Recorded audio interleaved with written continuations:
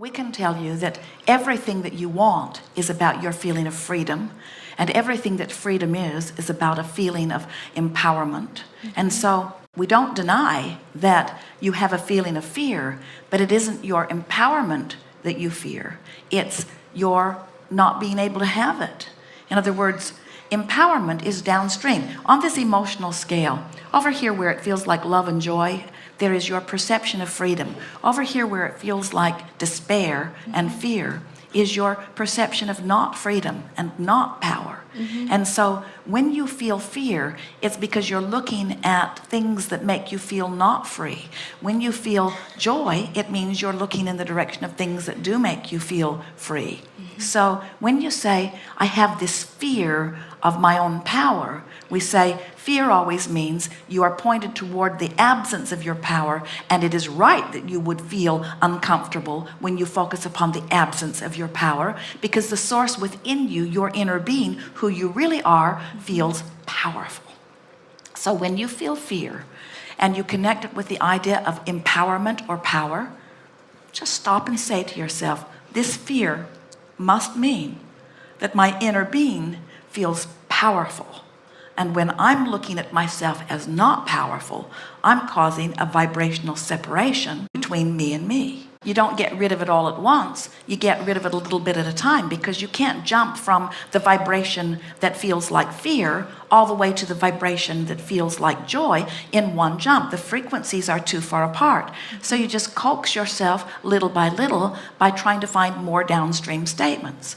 What kinds of things happen in your experience that make you say, I feel fear of my power? It isn't about your thoughts and your alignment. It's about, and almost everybody does this, I'm worried more about what you think about me than I am about my connection with who I am. And so isn't that logical, that if you're worried more about what somebody else thinks, that you'd get that feeling in your belly because your inner being never goes there? In other words, you're out there on the raw and ragged edge, having a totally separate thought than anything. Your inner being knows your power. When you are second guessing your power, you're disconnected. Your inner being knows your worthiness. When you're second guessing your worthiness, you're out there raw and ragged. When you're looking to someone else and saying, am I good enough? Am I smart enough? Do you think I can do this? And they're off doing their own thing. They're not even all that interested in you. Even if they gave birth to you, they're not all that interested in you.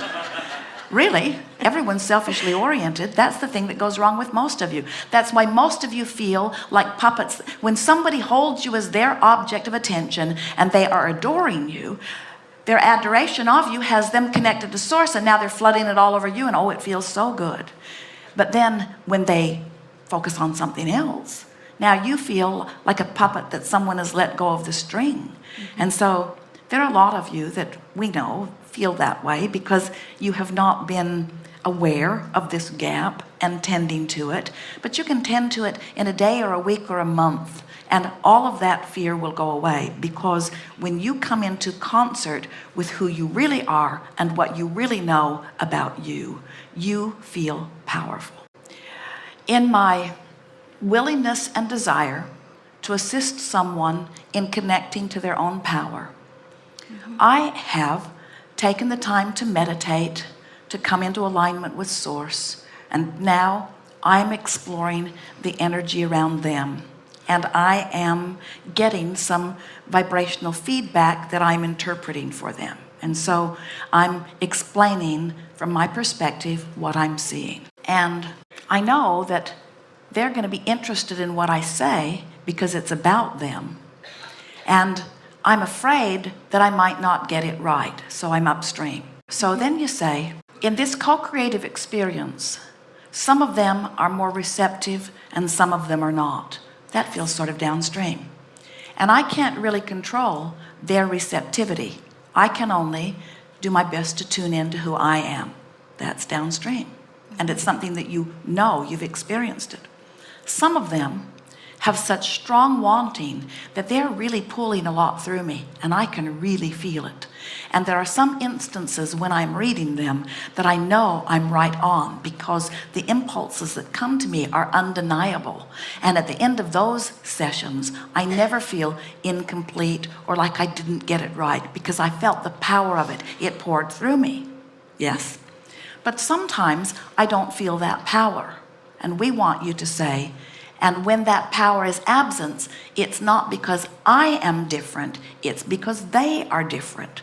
Some of them are easier to read than others. Why do you think it is that we choose you as we choose you?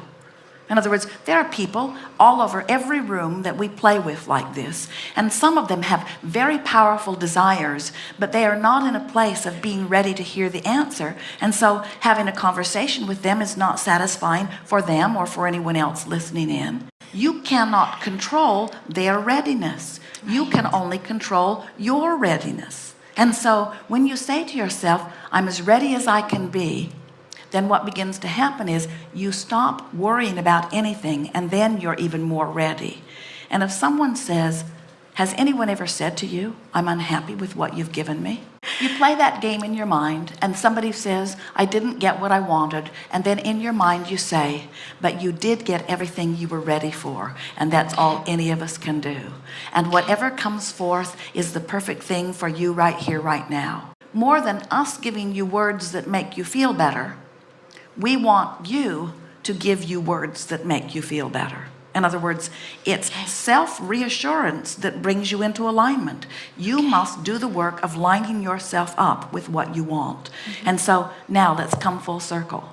When you say, I felt fear of success, can you see how completely opposite of that it all was? Your fear was because you were beating the drum of what you didn't want rather than beating the drum of what you do want. I've already done the work, and you have.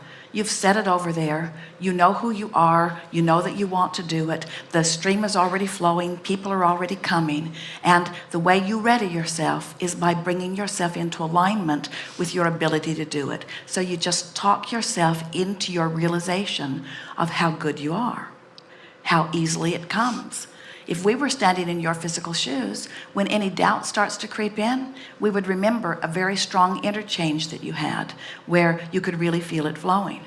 Haven't you noticed, even in a gathering like this, sometimes we get onto a subject that is so powerful and everyone's in alignment with it and off we go, and sometimes it's slower going. In other words, every subject is not screeching down the stream.